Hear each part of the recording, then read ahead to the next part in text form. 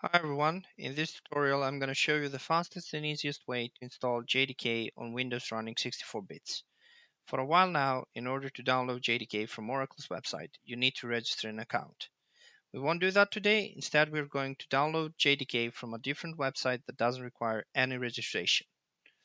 To begin, we will open our default browsers, and in the search field we want to type adopt openjdk.net. Press enter.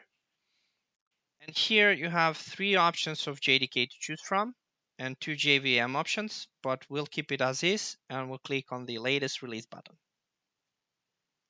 We want to save the installer, and after the download is finished, we're going to run it.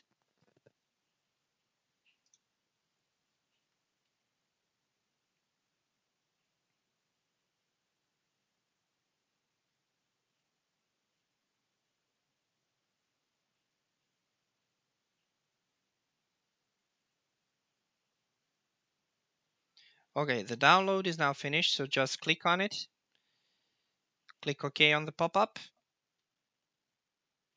and now we're going to follow the instructions. So we press next, we accept the license agreement, we press next.